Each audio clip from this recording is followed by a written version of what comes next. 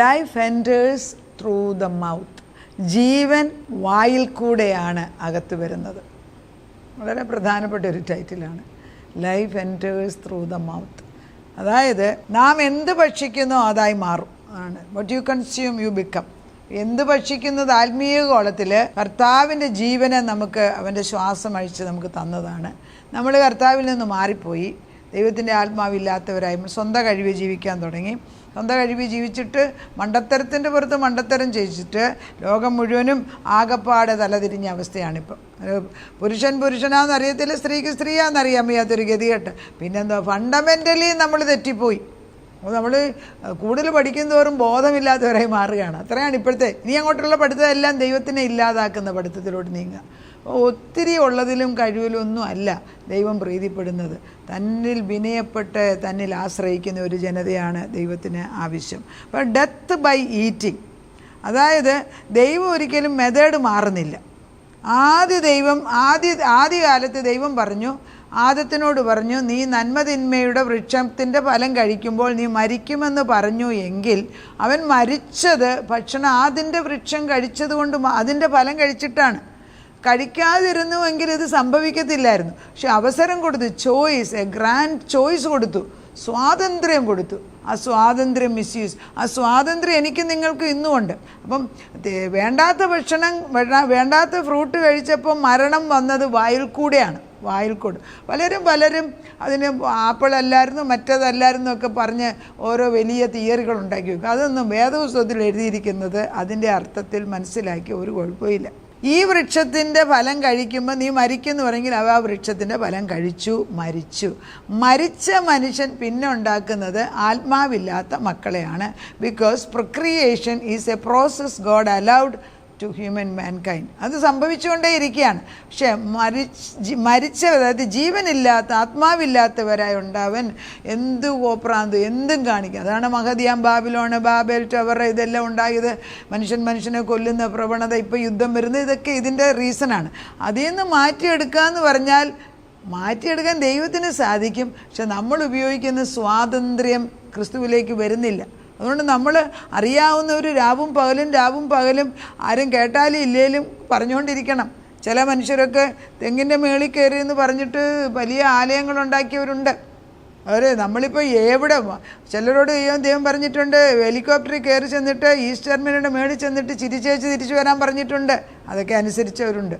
അപ്പം ദൈവം എന്താ പറയുന്നതെന്ന് കേൾക്കാൻ തക്കവണ്ണം നീ ശരിയായാൽ മതി. അപ്പോൾ ലീഗൽ സിമ്മട്രി ഓഫ് റിഡംഷൻ എന്ന് പറയുന്നത്, ദ ലീഗൽ പോയിൻ്റ് എന്ന് പറയുന്നത്, നീ ദൈവത്തിൻ്റെ വൃക്ഷത്തെ ഫലം അനുഭവിക്കാൻ തുടങ്ങുമ്പോൾ ആ ഫലം നീ വായിൽ കൂടെ തന്നെയാണ് തിന്നേണ്ടത്.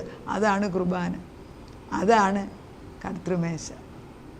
ആഡം വായിൽ കൂടെ ഭക്ഷിച്ചു, മരിച്ചുപോയി.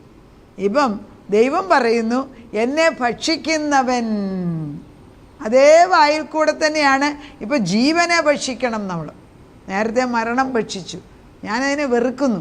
ഒരു കാരണവശാലും നന്മതിന്മയുടെ വൃക്ഷത്തിൻ്റെ ചുവട്ടിൽ ഞാൻ നിൽക്കത്തില്ല. ഉറപ്പ് പറയുമ്പോഴാണ് ഈ സത്യം പോലും നമുക്ക് മനസ്സിലാകാൻ തുടങ്ങുന്നത്. ഇങ്ങനെയൊന്നും ആരും ചിന്തിക്കാറില്ല, പക്ഷേ ചില കൂട്ടരെ ദൈവം പഠിപ്പിക്കുകയാണ്. അപ്പം ആഡം ഏറ്റ് the nature of the father. ആരാണ്? പിശാചിൻ്റെ.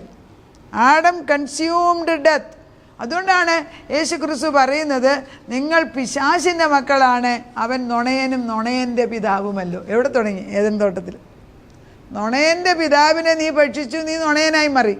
ഏതൊരു ബിസിനസ് ചെയ്യുന്ന സാധാരണ ബിസിനസ്സുകാർ ചെയ്യുന്നവരെ നമ്മൾ നോക്കിക്കോ, നാവെടുത്താൽ അവർ സത്യം പറയത്തില്ല. ഒരു കാര്യം വന്ന് രണ്ട് മീനിങ് ഉണ്ട്, നമുക്ക് പറഞ്ഞാൽ മനസ്സിലാകത്തില്ല. പക്ഷേ ദൈവാത്മാവുള്ള മക്കൾ നിൽക്കുമ്പോൾ അവരുടെ മുമ്പിലുള്ള മൂടുപടം മാറും. പിന്നെ അങ്ങനെയുള്ളവരെ ദൈവം അടുപ്പിക്കത്തില്ല. ഇതിൻ്റെ ഇടയ്ക്കും ദൈവത്തിൻ്റെ പ്രവൃത്തി ചെയ്യുന്നവരുണ്ടെന്ന് ഓർക്കണം, അല്ലേ ഭൂമി നിൽക്കത്തില്ലല്ലോ. അതാണൊരു വലിയ വെളിച്ചം നമുക്ക്. ഭൂമിയുടെ ഉപ്പായിട്ടും ഭൂമിയുടെ വെളിച്ചമായിട്ടും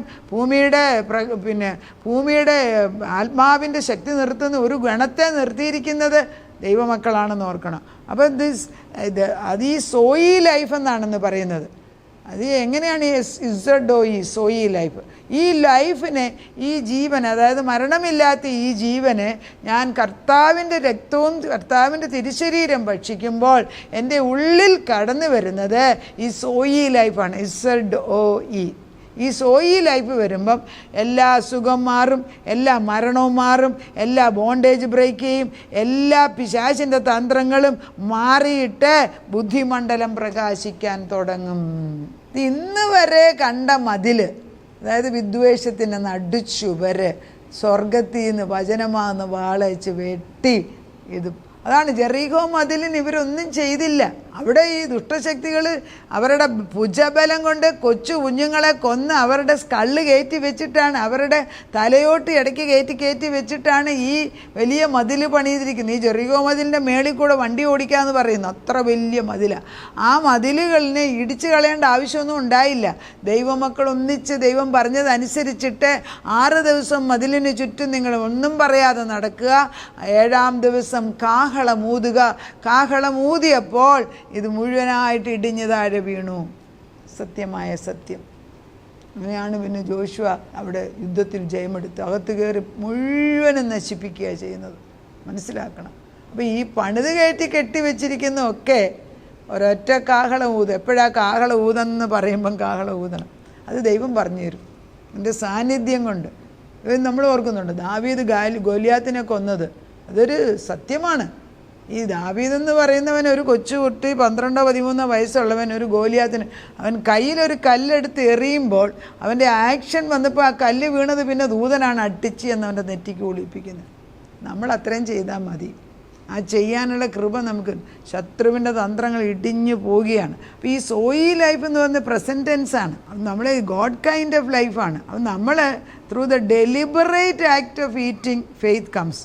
അതായത് അപ്പം നമ്മൾ തീരുമാനം എടുത്തിട്ടാണ് ഇത് ഭക്ഷിക്കുന്നത്. അവിടെയാണ് ആ തീരുമാനത്തിൻ്റെ ബോധത്തിലാണോ നമ്മൾ കർത്തൃമേശ എടുക്കുന്നത്, അല്ലെങ്കിൽ ഹോളി കുർബാന അനുഭവം. ആ തീരുമാനം എൻ്റെ ഉള്ളിൽ വരുമ്പോൾ പലപ്പോഴും നമ്മൾ എടുക്കണ്ട എന്ന് ചിന്തിക്കുമ്പോൾ ഒരു തോട്ട്, ആത്മാവുള്ളവരോടാണ് പറയുന്നത്, ഒരു തോട്ട് നമ്മുടെ മേലിൽ വരുന്നത്, കർത്താവ് ഇവിടെ വന്ന് മേശ ഒരുക്കിയിട്ട് നമ്മൾ ഭക്ഷിക്കാതെ പോകുന്നോ? മനസ്സിലായോ? അതാണ് ചോദ്യം.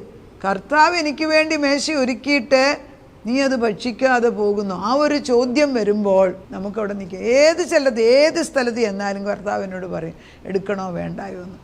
ചിലപ്പോൾ നമ്മുടെ സഭകളെ അല്ലായിരിക്കും, പക്ഷെ പരിശുദ്ധാത്മാവിനോട് ചോദിക്കും പോകണോ എടുക്കണോ. പരിശുദ്ധാത്മാവ് പോ, ഞാനല്ലേ തരുന്നത്. അങ്ങനെ കേൾക്കുന്നിടം വരെ നമ്മൾ നിൽക്കും. കമ്മ്യൂണിയൻ ഇതാണ്. അങ്ങോട്ടും ഇങ്ങോട്ടുമുള്ള ആ ബന്ധം. എൻ്റെ ഭക്ഷണം, എൻ്റെ ശരീരം നിങ്ങൾ ഭക്ഷിക്കുന്നു. ഇത് കേട്ടപ്പം അവർക്കത് മനസ്സിലായില്ല. കാരണം ശിഷ്യന്മാർ പറഞ്ഞു ഇതെന്തൊരു പഠിപ്പീര, ഞാനെങ്ങനെ ഞങ്ങൾ. അപ്പോൾ ഈ നന്മതിന്മയുടെ ഫലം കഴിച്ച് മരിച്ചു എങ്കിൽ നമ്മളാകുന്ന ഓരോ വ്യക്തിയും ക്രിസ്തുവിൻ്റെ വചനത്തിൽ വിശ്വസിച്ചിട്ട് ക്രിസ്തുവിൻ്റെ ശരീരവും രക്തവും അനുഭവിക്കുമ്പോൾ ജീവനുള്ളവരായി മാറി.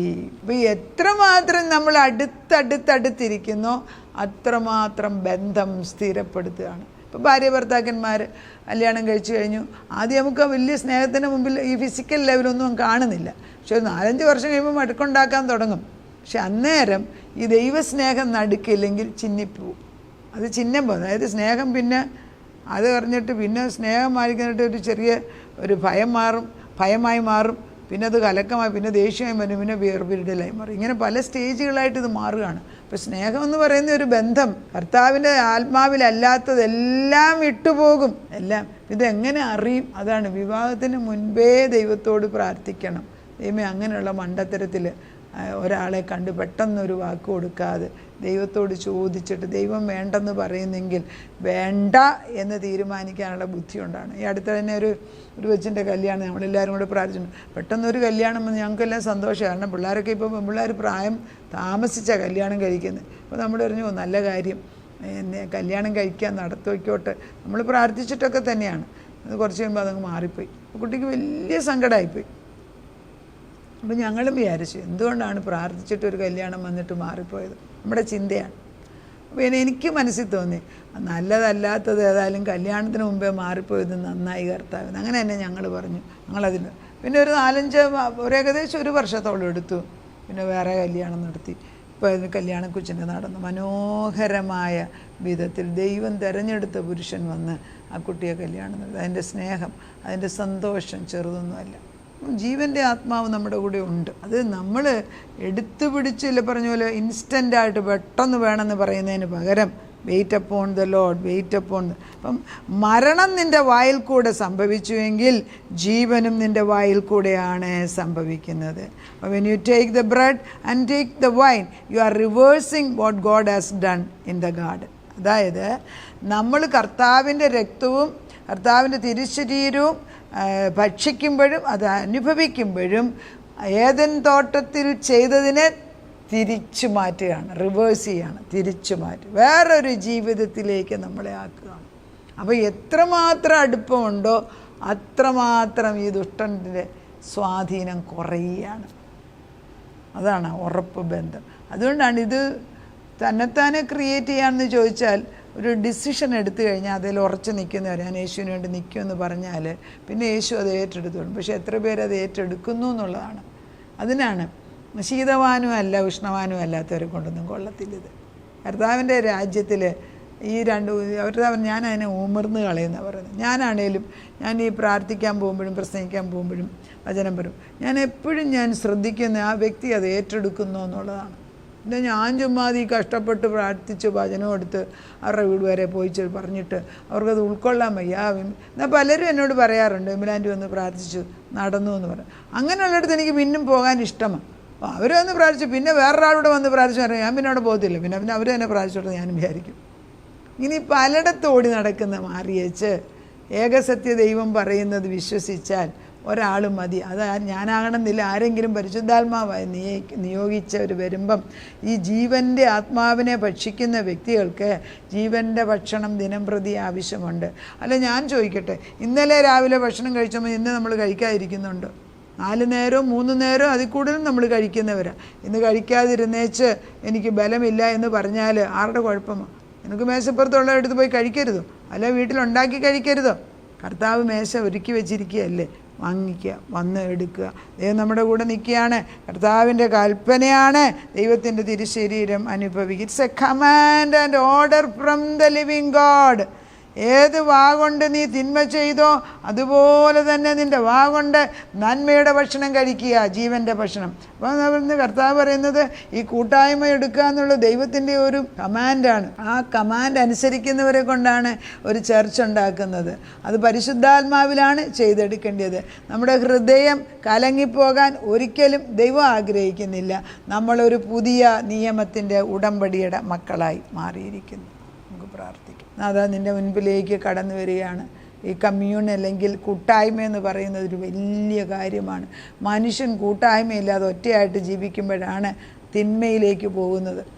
പുരുഷൻ ഏകനായിട്ടിരിക്കുന്നത് നല്ലതല്ല, സ്ത്രീയും ഏകനായിട്ട് ഇരിക്കുന്നത് നല്ലതല്ല. കർത്താവേ, പ്രായമാകുമ്പോൾ ദൈവാത്മാവുള്ള മക്കൾ ഒന്നിച്ച് കൂടുന്നത് ഒരു അനുഗ്രഹം. ആ കൂട്ടായ്മയൊക്കെ പിശാച് ഇല്ലാതാക്കി. ഇനി ആർട്ടിഫിഷ്യൽ ഇൻ്റലിജൻസ് വരുന്നുണ്ട്, അതുപോലെ റോബോട്ട് കൊണ്ട് ഓപ്പറേഷൻ വരുന്നുണ്ട്. മനുഷ്യൻ്റെ ആവശ്യമില്ല, ജോലിക്ക് ആളുകളെ വരുന്നുണ്ട്. അപ്പുറത്തുള്ളവരെ പോലും വിളിക്കേണ്ട ആവശ്യമില്ല, അവരുടെ പേര് പോലും എനിക്ക് അറിയേണ്ട ആവശ്യമില്ല. ഇങ്ങനെയൊക്കെ ചിന്തകളിലേക്ക് വരുമ്പം ദൈവം സൃഷ്ടിച്ച കൂട്ടായ്മ, ഏദൻ തോട്ടത്തിൽ ദൈവം തൻ്റെ മക്കളുമായിട്ട് സന്തോഷിക്കേണ്ട കൂട്ടായ്മയ്ക്ക് അടിവേര് പോലും എടുത്തു മാറ്റാൻ ഈ ആർട്ടിഫിഷ്യൽ ഇൻ്റലിജൻസിന് സാധിക്കുമെങ്കിൽ കർത്താവെ, അതിനുപരിയായിട്ട് ഈ ബാബേൽ ടവർ ഇടിച്ചു പൊളിക്കുന്ന ദൈവം ഇറങ്ങി വരുമെന്നുള്ളതിന് സംശയമില്ല. കർത്താവെ, നിന്നെ കുറയ്ക്കുന്നത് കർത്താവിൻ്റെ മഹത്വം മനുഷ്യൻ എപ്പോൾ എടുക്കുന്നോ അവിടെ ഒരു ബാബേൽ ടവർ ഉണ്ടാകുകയാണ്. അത് നശിച്ചു പോകും. അതൊരിക്കലും നമ്മുടെ ഭവനങ്ങളിൽ ഉണ്ടാവില്ല. അത് നശിച്ചു പോകും, അത് ഇടിഞ്ഞു പോട്ടെ, ഈ മതിൽ ഇടിഞ്ഞു പോട്ടെ എന്ന് പ്രാർത്ഥിക്കുന്നു. കർത്താവിൻ്റെ വചനം അയച്ച് ദുഷ്ടൻ്റെ തന്ത്രങ്ങളെ ഇടിച്ചു കളഞ്ഞിട്ട് നേർവഴിയാക്കി തലമുറകൾ കർത്താവെ ഞങ്ങൾ വെട്ടി ശരിയാക്കിയ ആ നേർവഴിയിൽ ചെന്ന് നിത്യമായ ജീവനെ പ്രാപിച്ചെടുക്കാൻ ഇടയാക്കണമേ.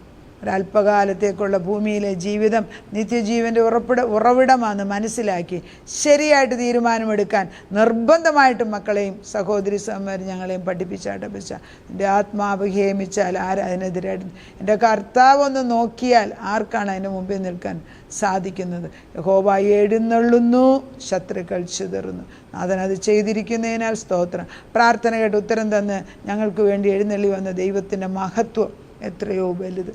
എന്നെ ഞങ്ങൾ സാഷ്ടാംഗം വണങ്ങി സ്തുതിക്കുന്നു.